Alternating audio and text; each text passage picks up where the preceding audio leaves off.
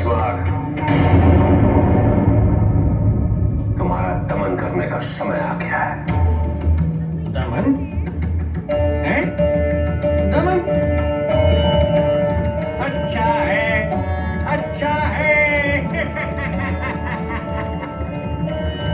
अपस्मार के सामने आते ही देवों के देव महादेव को इस तथ्य का विस्मरण हो गया कि अपस्मार का दमन करना असंभव है।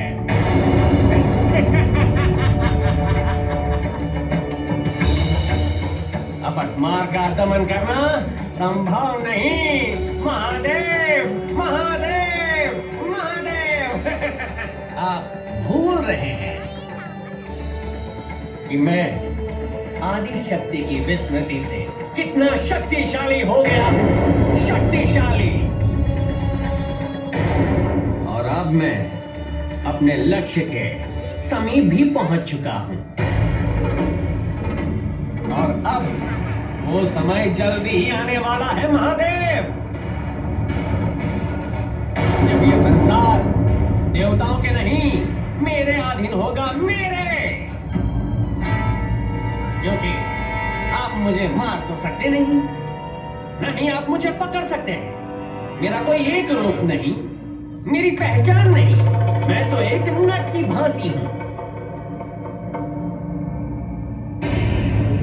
एक आत्मा की भांति, जो वास्तविक स्वरूप मेरा है।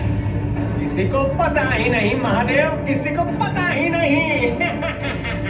जैसे अंधकार होता है ना, अंधकार को पकड़ना संभव कहाँ है? महादेव, महादेव।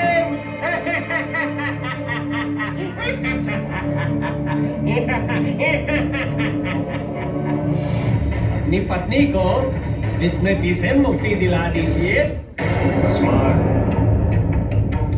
तुम सोचते हो कि जो नहीं है उसका दमन करना असंभव है, किंतु विस्मृति के तहत तुम ये भूल गए जो नहीं है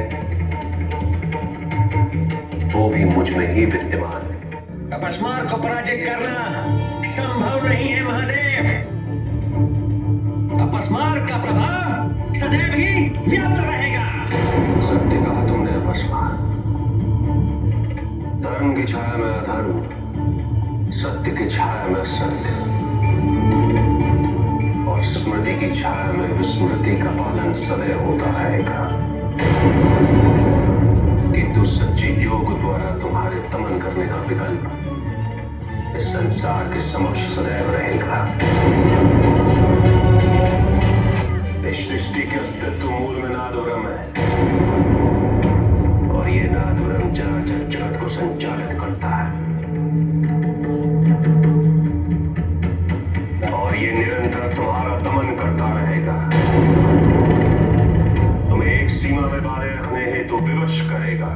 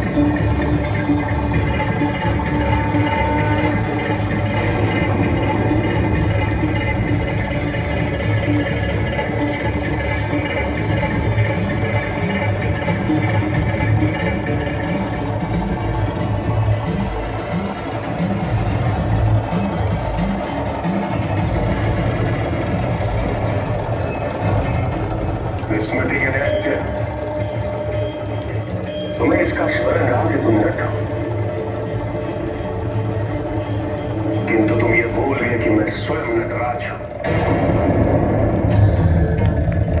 तुम्हारे दमन का नर्तन आरंभ होने जा रहा है अपस्मार।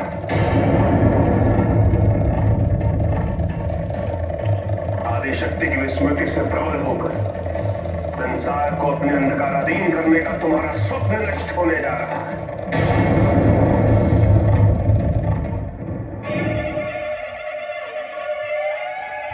ఆకాశలింగమై ఆవహించరా ఢమఢమఢమని డమరుక ధ్వని కలిపి జడతని మది తెచ్చరా శ్రీవాయులింగమై సంచరించరా